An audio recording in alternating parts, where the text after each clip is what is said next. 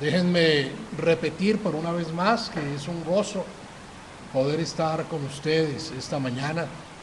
Doy gracias al Señor que me concede el privilegio de hacer lo que más me gusta. No hay otra cosa que a mí me guste más que estudiar las Escrituras y predicarlas. Y el Señor me concede ese privilegio, hermanos.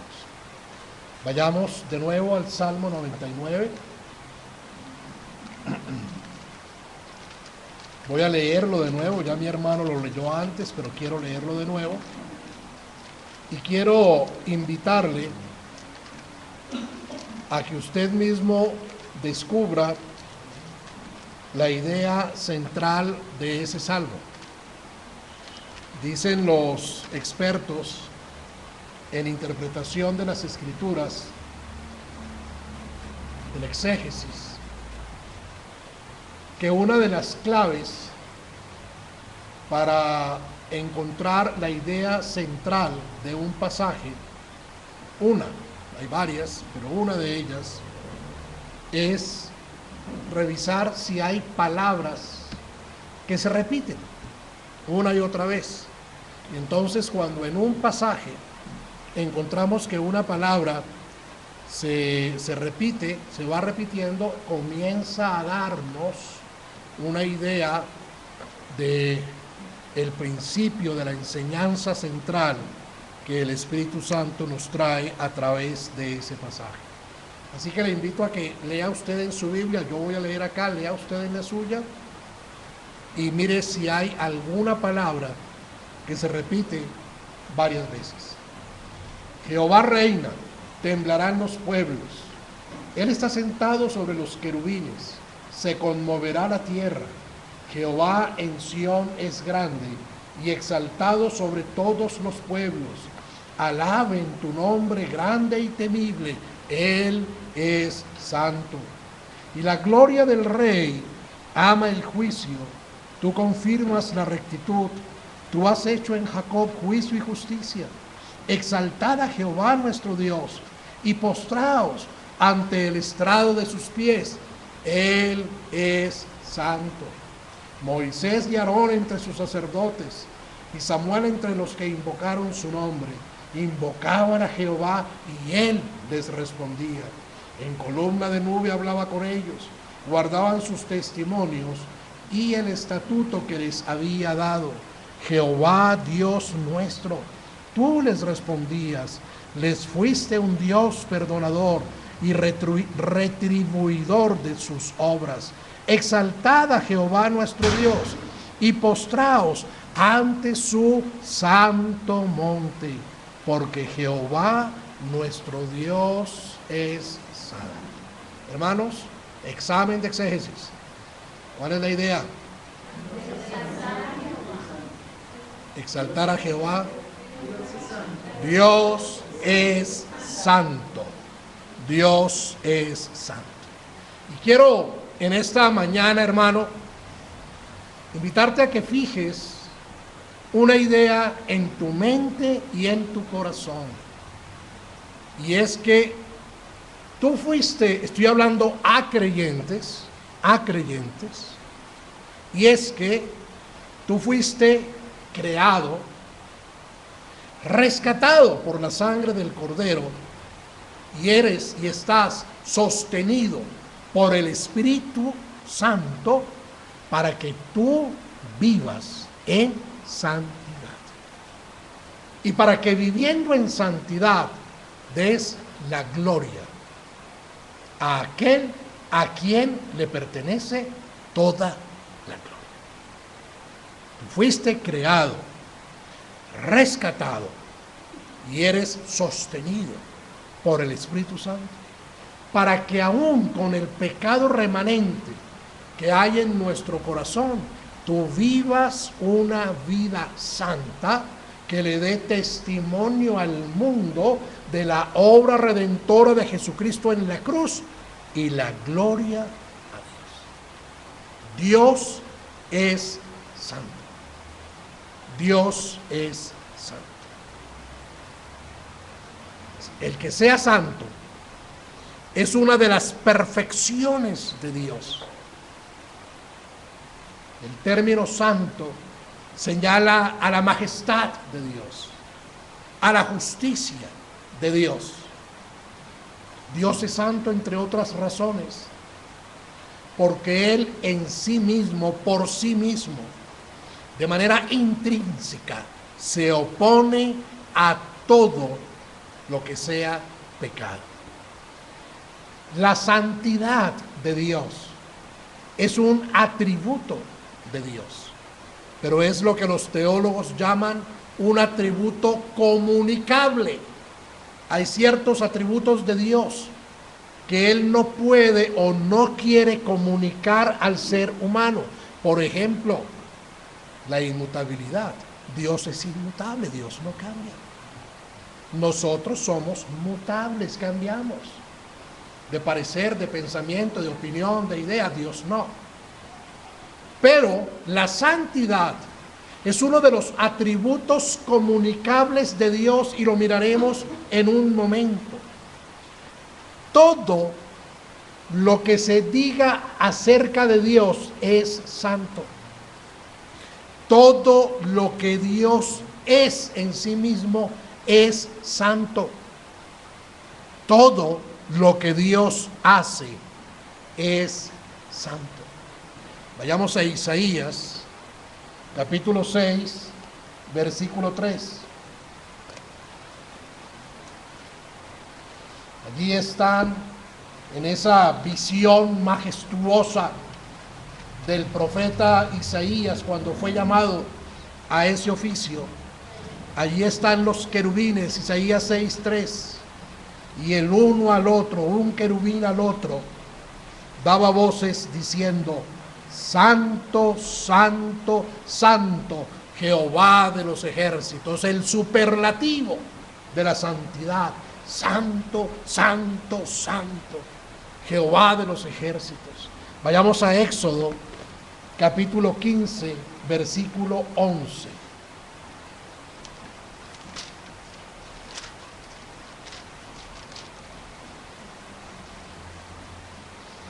¿Quién como tú, oh Jehová, entre los dioses? ¿Quién como tú, magnífico en santidad? Dios es santo. En cada cosa que lo revela, Él es santo. Por ejemplo, el mundo. Vamos a mirarlo ahora en Génesis. Fue creado perfectamente santo. El mundo, dicen las Escrituras, que las cosas invisibles de Dios son reveladas por las visibles que Él creó. Son santas. La palabra de Dios que lo revela es santa. Esta Biblia que cada uno de ustedes tiene en sus manos es santa. Es santa porque contiene, porque es la palabra de Dios. Dios es santo en su bondad. Lo hablábamos en la escuela dominical. Dios es perfectamente santo y amoroso. Envía la lluvia sobre buenos y malos, las cosechas sobre buenos y malos. Dios es santo en su bondad. Aún Dios es santo en su justicia y en su ira. Justamente la ira de Dios viene como una consecuencia de su santidad, porque Él no puede admitir ni tolerar el pecado. Dios, intrínsecamente en su ser mismo, es santo. Su santidad es perfecta.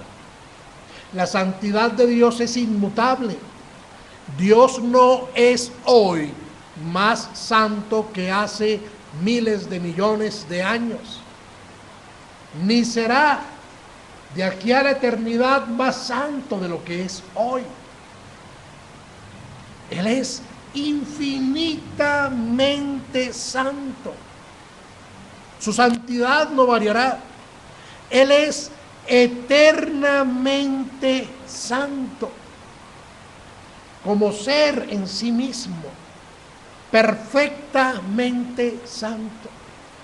Como Dios en su ser es perfectamente santo, su carácter, el carácter de Dios, también es perfectamente santo.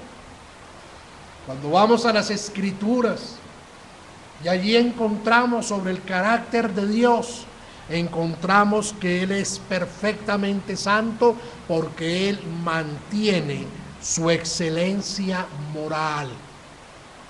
Dios aborrece el pecado y en consecuencia, y esto es para usted y es para mí, Dios exige santidad y pureza moral a cada uno de sus criaturas. Estoy hablando del hombre. La santidad, mi querido hermano, no es opcional. La santidad es una exigencia de Dios. Una exigencia de Dios. Por supuesto, Dios está hoy separado de nosotros. No puede estar unido a nosotros, salvo aquellos que hemos creído en Cristo. Porque Él es perfectamente santo y nosotros somos pecadores. Y no puede haber comunión entre la pura, eterna, infinita, inmutable santidad de Dios y nuestro sucio pecado. Él se mantiene separado, se mantiene separado. Notemos cómo desde el momento mismo de la creación el ser humano fue creado para ser santo. Vayamos a Génesis, capítulo 1, versículo 25. A la altura del versículo 25, ya Dios ha creado gran parte de su creación. Solamente le hace falta crear al hombre. Dice allí: e hizo Dios animales de la tierra según su género, y ganado según su género, y todo animal que se arrastra sobre la tierra según su especie, y vio Dios que era bueno. ¿Qué quiere decir eso? Era bueno. Era bueno quiere decir que todo lo que Él creó fue creado conforme a su voluntad. Tal como Él quiso crear, así fue creado. Y siendo que Dios es santo, todo lo que Él había creado es santo. Ahora miremos el versículo 26. Entonces dijo Dios: hagamos al hombre a nuestra imagen, conforme a nuestra semejanza. Dios es espíritu. De tal manera que cuando Dios dijo: hagamos al hombre conforme a nuestra imagen y semejanza, no estaba precisamente pensando en que Él, Dios, tuviera cabeza, brazos, piernas, etcétera, etcétera, etcétera, sino en su condición moral. En su condición moral. Cuando habla de crear al hombre a su imagen y semejanza, el término señala a que si otra persona veía a ese hombre creado a imagen y semejanza de Dios, vería en ese hombre como un reflejo de Dios, como una imagen de Dios. Recuerden que estamos en Génesis capítulo 1 y 2, en un contexto en el que todavía el pecado no ha entrado, así que estamos en un contexto de santidad. En el versículo 28, la última parte dice que Dios, perdónenme, que Dios está comisionando al hombre para administrar su creación. Versículo 28, y los bendijo Dios: sean plenos, sean gozosos. ¿Cómo? administrando lo que yo he creado para ustedes. Fructificad y multiplicaos, llenad la tierra y sojuzgadla, y señoread en los peces del mar, en las aves de los cielos, y en todas las bestias que se mueven sobre la tierra. La intención de Dios entonces era que el hombre se desempeñara como un santo administrador de su creación. Pero Dios también tuvo en su intención que el hombre mantuviera unas santas relaciones sociales. Ojo a lo que voy a decir, unas santas relaciones sexuales y unas santas relaciones matrimoniales.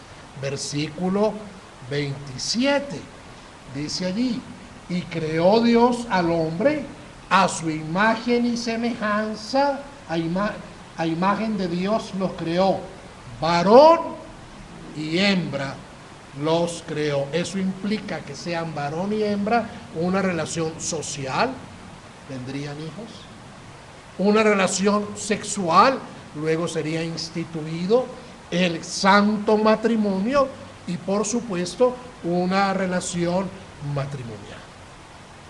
Y todo eso debía conducir a una crianza santa. Versículo 28, la primera parte. Fructificad y multiplicaos, llenad la tierra y sojuzgadla. Note que la orden de Dios, el mandato de Dios aquí en Génesis, cuando aún no ha entrado el pecado en el mundo, es que Adán y Eva, siendo santos en ese momento, tengan muchos hijos, tantos como para llenar la tierra. Llenad la tierra de hijos ¿cómo? Santos. Entonces era la intención de Dios, esos hijos debían ser criados en una santa crianza. Y después de que Dios ha dicho todo esto, ha bendecido al hombre, a un hombre que es santo, y le ha dicho: creced, multiplicaos, administren la tierra que yo les doy, porque ustedes son santos.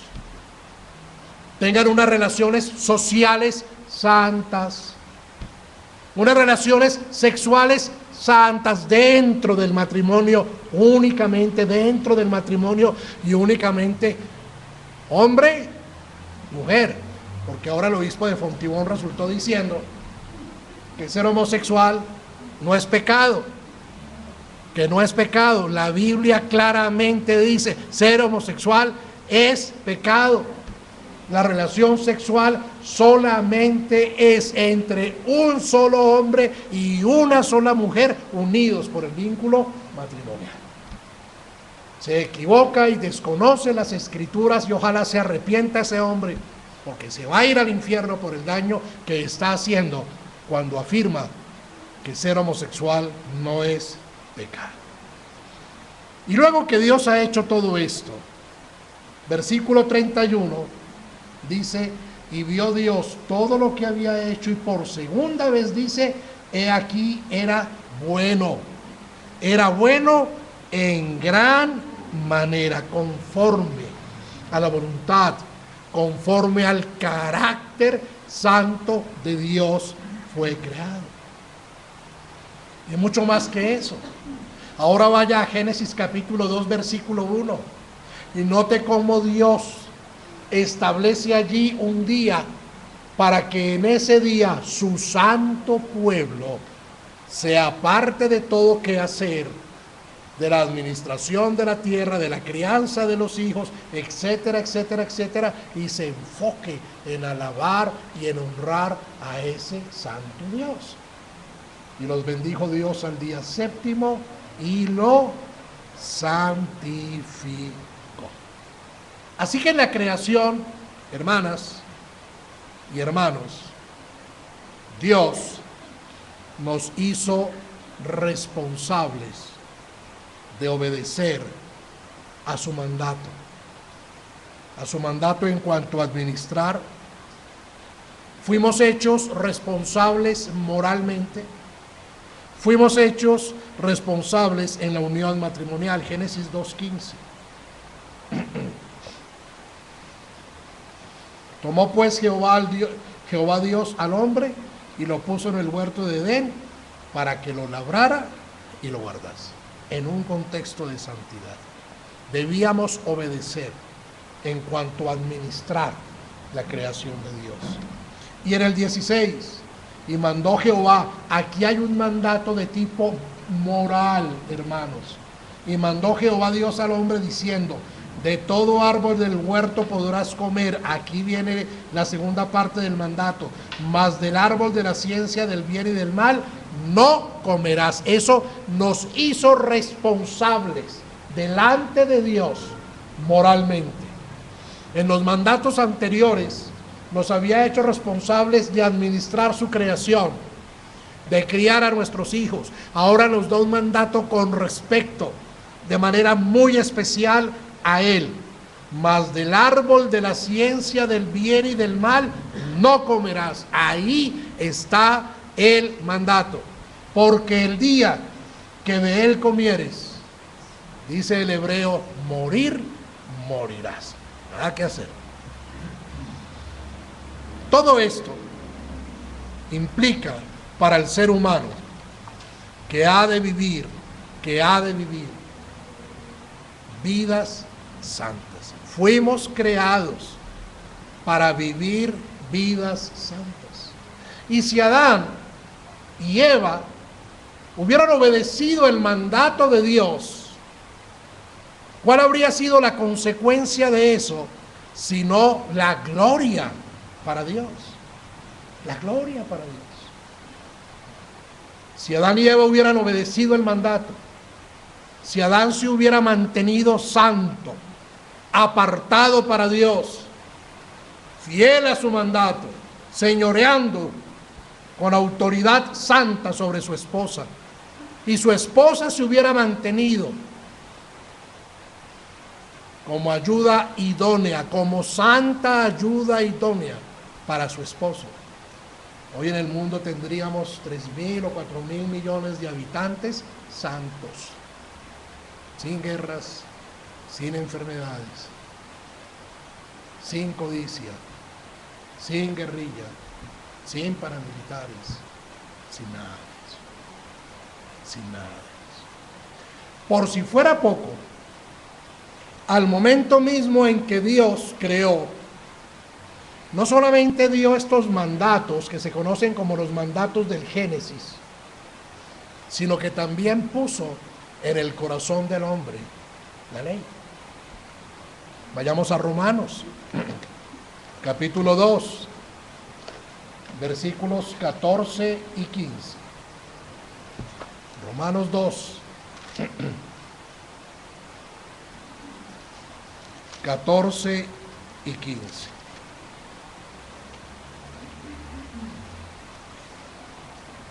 Porque cuando los gentiles que no tienen la ley, aquí habla de la ley que se hizo pública en el Sinaí,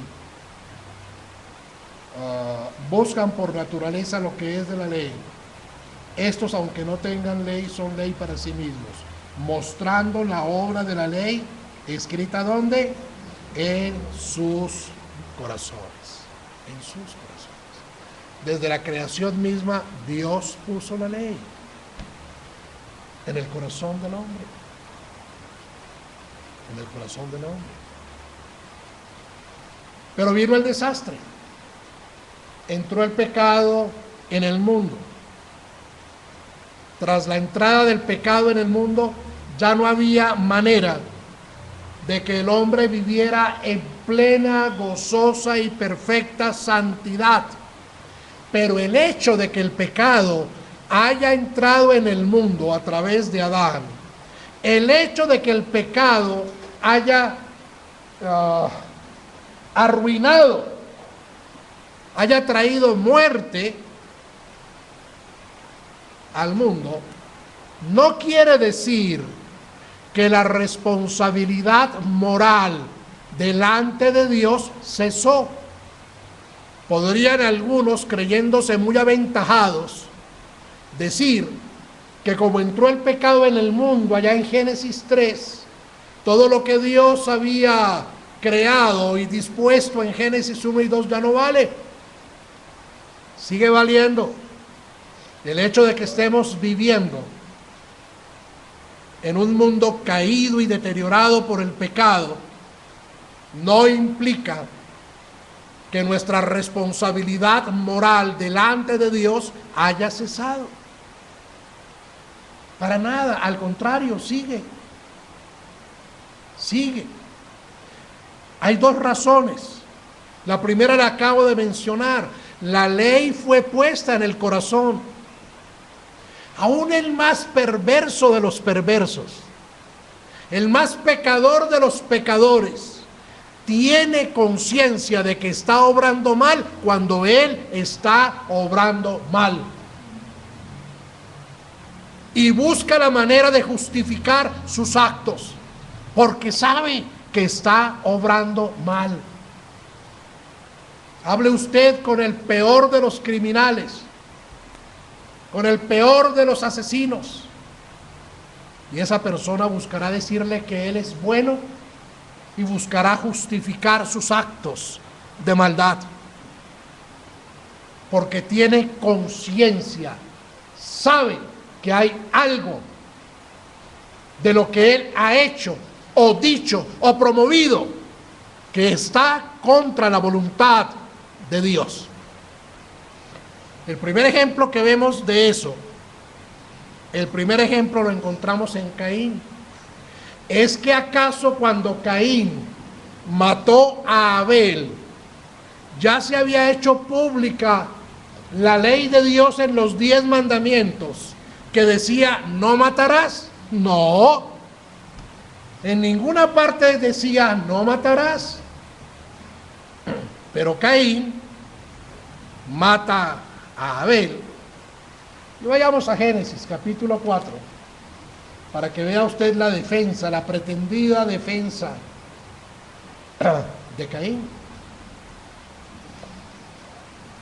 Versículo 8 de Génesis 4. Y dijo Caín a su hermano Abel: salgamos al campo. Se lo llevó lejos, sabía que lo que iba a hacer estaba mal, necesitaba tenerlo a solas. Y aconteció que estando ellos en el campo, Caín se levantó contra su hermano Abel y lo mató. Y Jehová dijo a Caín: ¿dónde está Abel tu hermano? ¿Usted cree que Dios no sabía dónde estaba y qué había pasado con Abel? Pero claro que lo sabía. Dios es omnisciente, Dios es omnipresente, claro que lo sabía. Pero mire usted, Dios le pregunta a Caín con el propósito de enfocarlo en el hecho atroz que era cometido: ¿dónde está tu hermano? Y el Caín responde: no sé. ¿Cuál habría sido la respuesta correcta? Lo maté.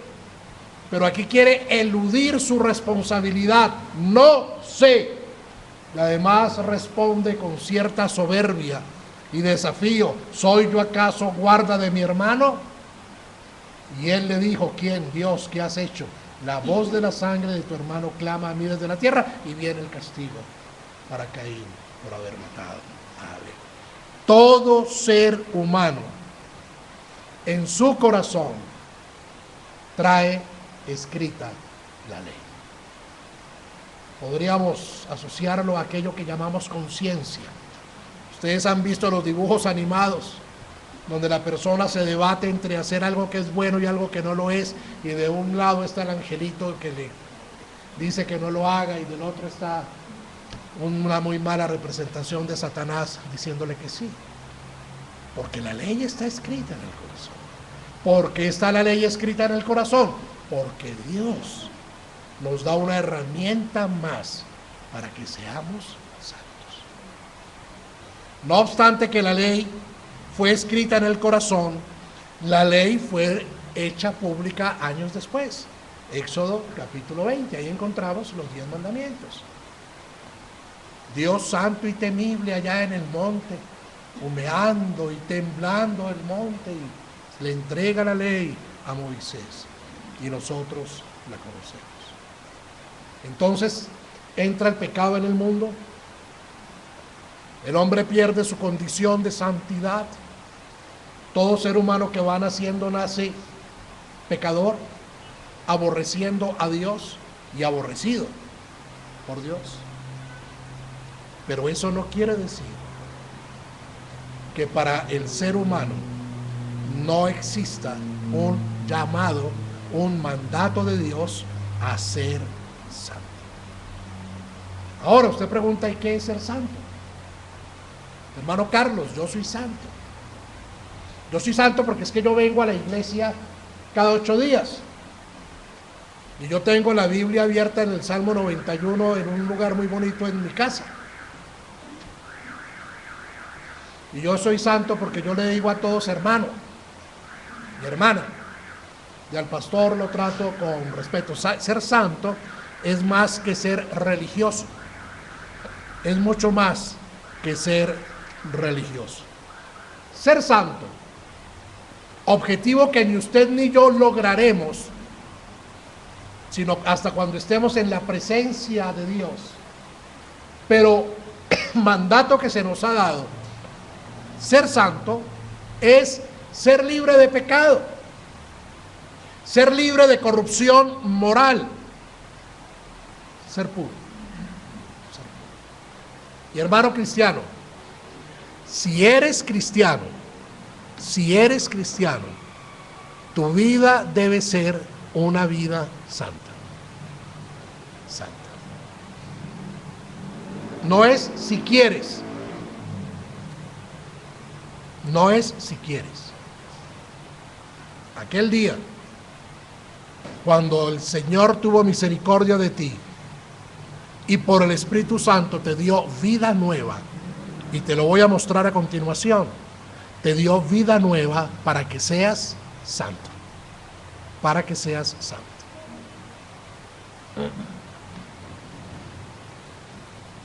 ¿Eso cómo debe impactar tu vida? Si tú eres cristiano, tu vida, el día a día, el minuto a minuto, debe estar siendo impactado poderosamente por tu santidad. Por tu santidad.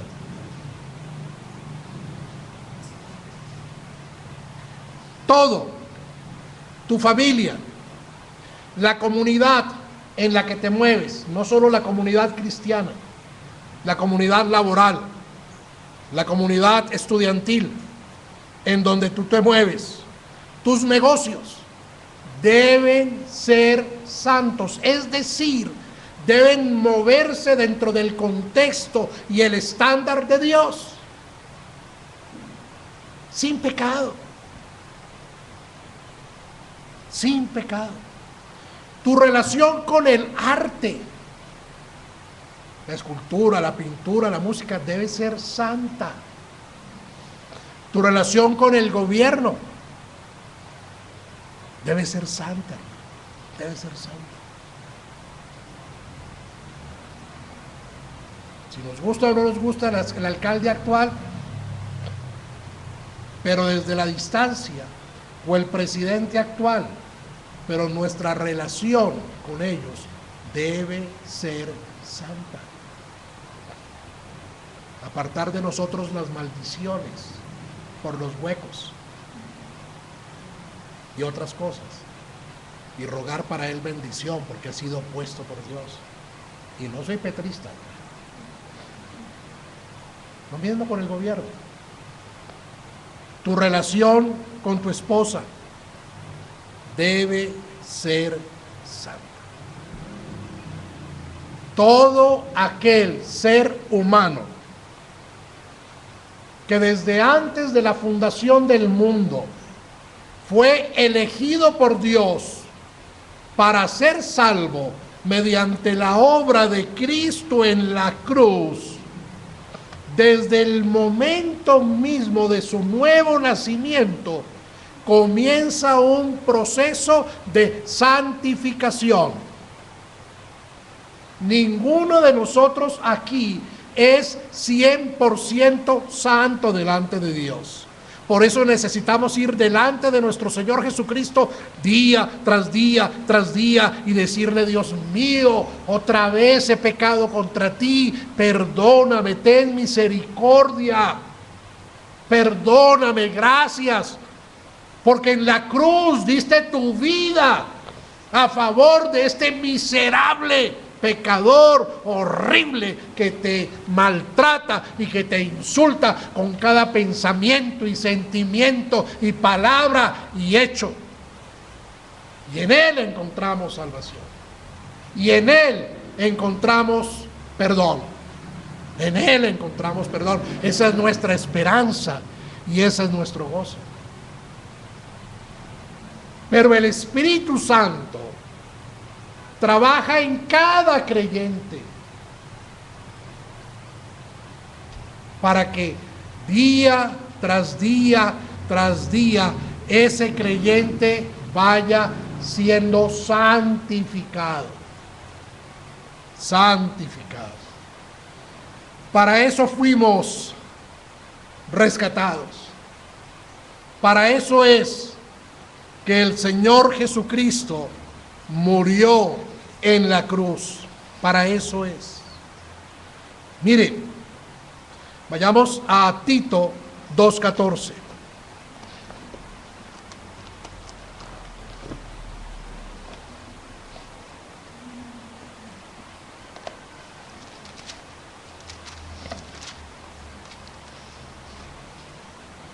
Note usted esto.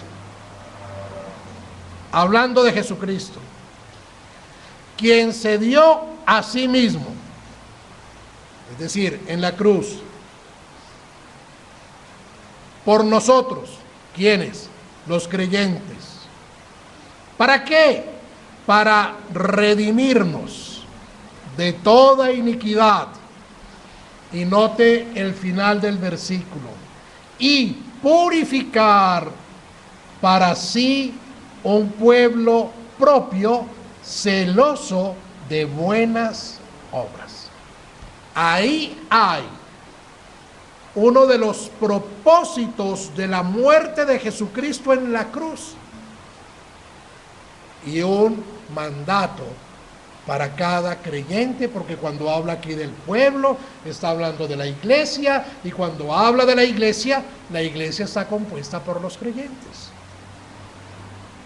Para redimirnos de toda iniquidad y purificar para sí un pueblo propio, celoso de buenas obras. Es decir, no es un pueblo que está estático, esperando, como en los cuadros católicos, unos rayos que le bajen de los cielos,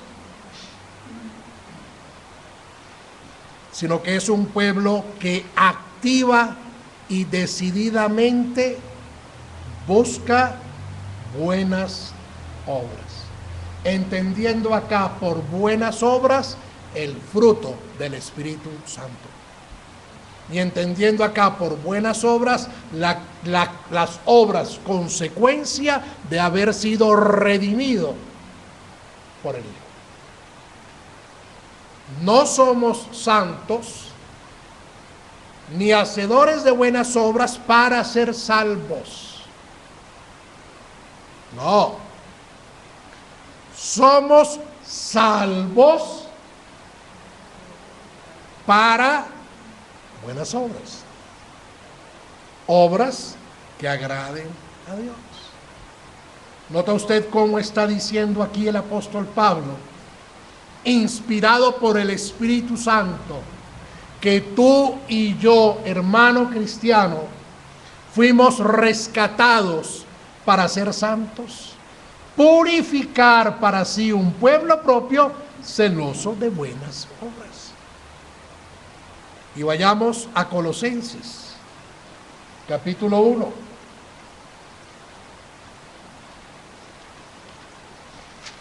Colosenses, capítulo 1,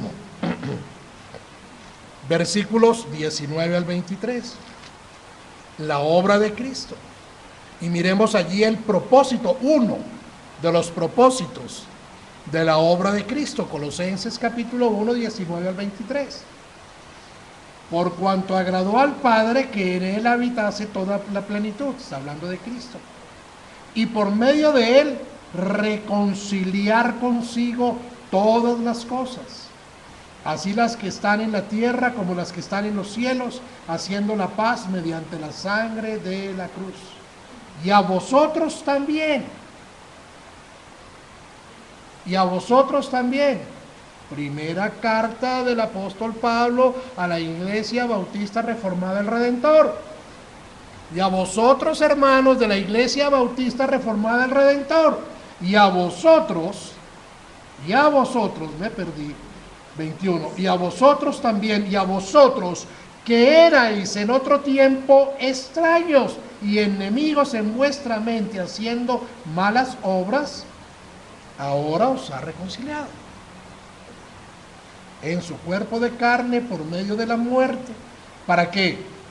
Para presentaros santos y sin mancha e irreprensibles delante de él, si en verdad permanecéis fundados y firmes en la fe, y sin moveros de la esperanza del evangelio que habéis oído, el cual se predica en toda la creación que está debajo del cielo, del cual yo, Pablo, fui hecho ministro. El versículo 20 nos está diciendo que el Señor Jesucristo nos reconcilió por medio de su sangre en la cruz. Por medio de su sangre en la cruz. Este término reconciliar. Hay tres términos en las Escrituras que señalan como a regresar a un estado anterior. Renovar, redimir, reconciliar. Renovar, redimir, reconciliar. En el griego, la partícula que al español se traduce como de reconciliar, de renovar, de redimir, señala hacia algo que es regresado a su estado anterior.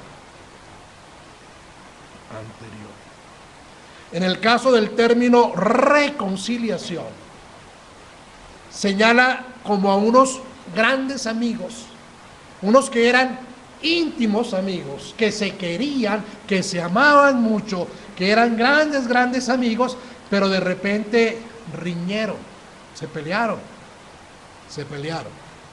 Pero ahora que han sido reconciliados, han regresado al estado inicial. ¿Y cuál era el estado inicial? La comunión en santidad que teníamos con Dios allá en el paraíso. Hemos sido reconciliados porque nuestra relación con Dios ha regresado a ser la misma. Ahora estamos en paz para con Dios. Dios es nuestro Padre y nosotros somos sus hijos. Y nos está diciendo en el versículo 22, estamos en Colosenses 1:22, ¿para qué nos reconcilió? ¿Para qué nos trajo? Versículo 22. Para presentarnos santos y sin mancha. Pero tenemos un problema, hermanos. Usted y yo lo tenemos. Y es que hemos sido redimidos por la sangre del Cordero, pero aún en nosotros hay pecado remanente, y lo habrá hasta el final de nuestros días.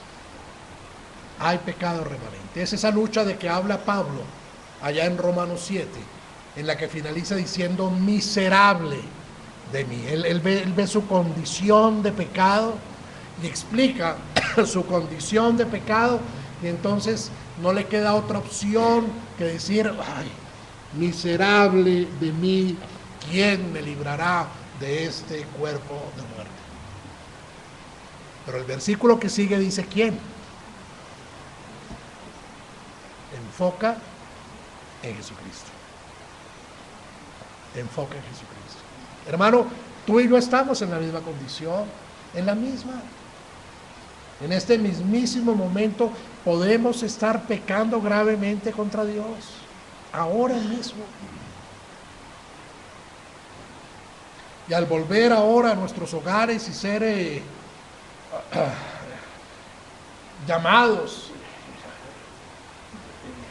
seducidos por el mundo, Estamos en grave conflicto, hermano.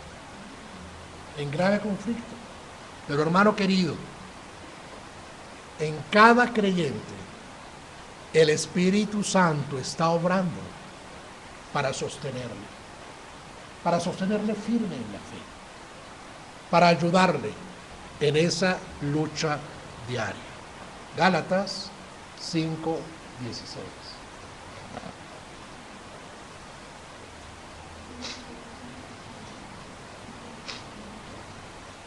Gálatas 5:16. Digo pues, andad en el Espíritu y no satisfagáis los deseos de la carne. Ese es un mandato, hermano, a vivir vidas santas. Y luego viene la explicación, porque el deseo de la carne es contra el Espíritu y el del Espíritu es contra la carne, y estos se oponen entre sí para que no hagáis lo que quisierais. Pero si sois guiados por el Espíritu, no estáis bajo la ley. El Espíritu Santo está ahí para ayudarnos.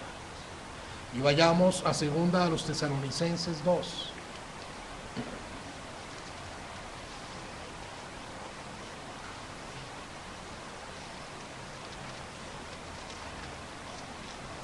Segunda de los Tesalonicenses 2, versículos 13 al 15.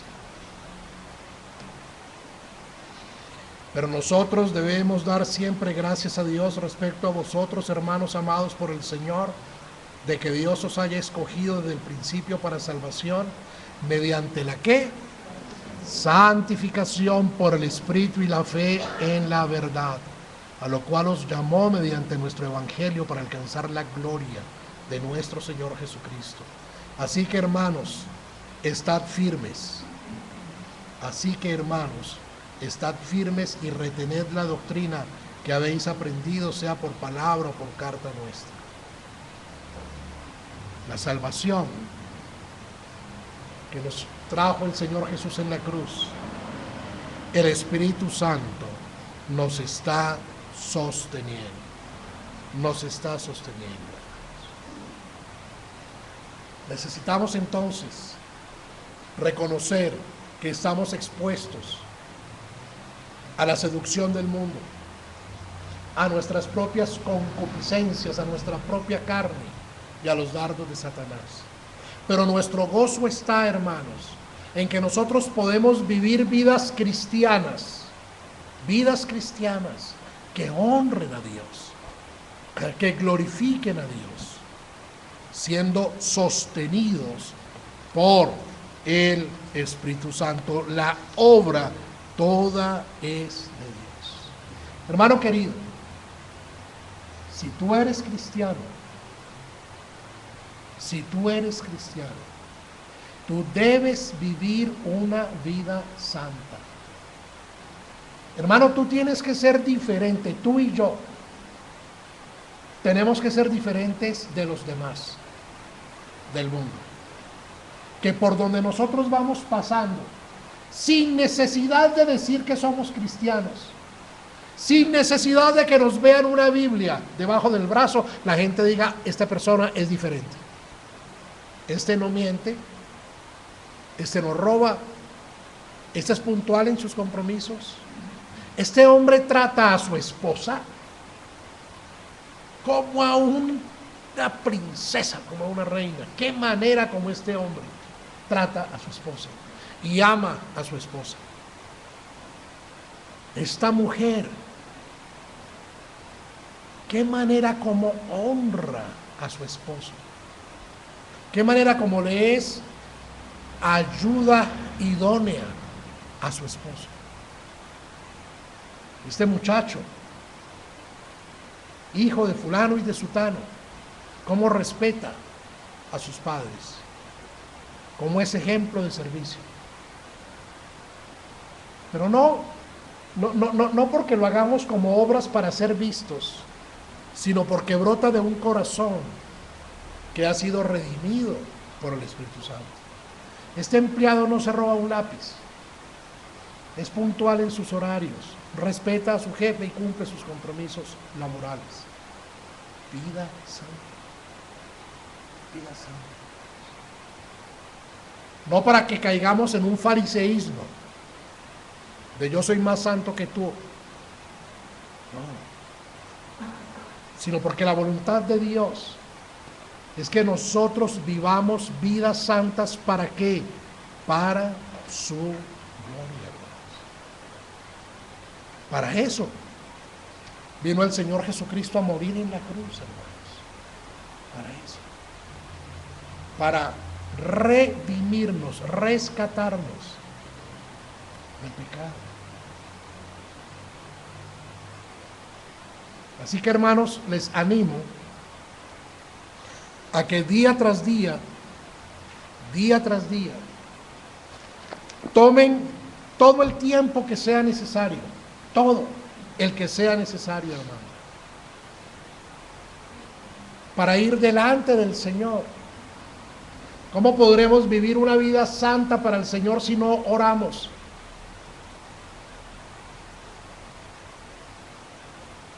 Si nos puede la novela,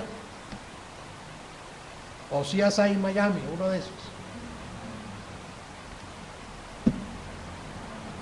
Hermanos, ¿cómo podemos conocer la voluntad de Dios y los medios que Él nos da para que seamos santos si no vamos a sus escrituras todos los días?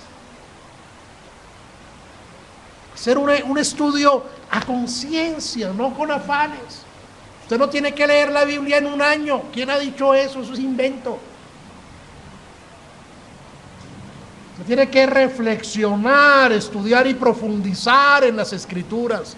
No importa si se demora en un solo pasaje 2 o 3 meses. No importa, en tanto que el Espíritu Santo esté alimentando su alma, buscando allí la voluntad de Dios, la ayuda de Dios, la obra de Cristo, darle a Él la gloria. Hermano, ¿cómo podemos vivir una vida santa si no tenemos comunión con los hermanos en la fe? O si, viniendo a la iglesia, tengo rosquita. Los ricos con los ricos, los pobres con los pobres, los altos con los altos, etcétera, etcétera. Si yo sé que hay un hermano que es maduro en la fe, que me puede aconsejar, eso sí que no sea chismoso, voy a acercarme. El día del Señor no es un requisito legal, hermano. Es un día para que estemos en comunión unos y otros, siendo edificados por la palabra y por nuestros hermanos y por el pastor. Fuimos creados, redimidos y sostenidos para vivir vidas santas. Hermanos, que salgamos hoy y empecemos a impactar el mundo, como aquellos en Antioquía, a quienes se llamó por primera vez cristianos. No llevaban un rótulo que dijera cristianos, vivían como cristianos. Vamos a orar. Padre Santo, te alabamos, nuestro buen Dios. Reconocemos delante de ti nuestro pecado. Padre, reconocemos que afirmamos ser cristianos, pero muchas veces nos comportamos como el peor de los mundanos. Padre, reconocemos delante de ti que no estamos impactando nuestra sociedad, nuestro entorno familiar, nuestro entorno laboral, nuestro entorno estudiantil, como lo impactaríamos si realmente viviéramos conforme a la fe en tu Hijo Jesucristo. Pero Padre, sabemos que tú eres Dios de gracia y Dios de amor. Y por eso venimos delante de ti, arrepentidos y dolidos por nuestro pecado. Perdónanos, Padre, porque hemos pecado contra ti. Te imploramos que en Cristo Jesús, por su obra en la cruz, nos perdones, Dios. Y te imploramos que nos concedas cada día ser llenos de tu Espíritu Santo. Y cada día dar testimonio al mundo con humildad, con sencillez, de la obra de Cristo en nuestras vidas, para que tu nombre, Señor, sea glorificado, no nosotros. No queremos comportamientos morales correctos, Padre. Queremos vida santa para tu gloria. Padre, llénanos con tu Santo Espíritu. Concédenos el gozo de vivir sujetos al señorío de Jesucristo. Concédenos el gozo de darte la gloria a través de vidas santas, Padre. Ayúdanos en nuestra debilidad. Gracias, Padre, por escucharnos, porque sabemos que en Cristo, quien murió en la cruz por nosotros, nos has escuchado. Y te rogamos, Padre, que si entre nosotros esta mañana hay algunos que no han creído en Cristo, tengas misericordia, Señor.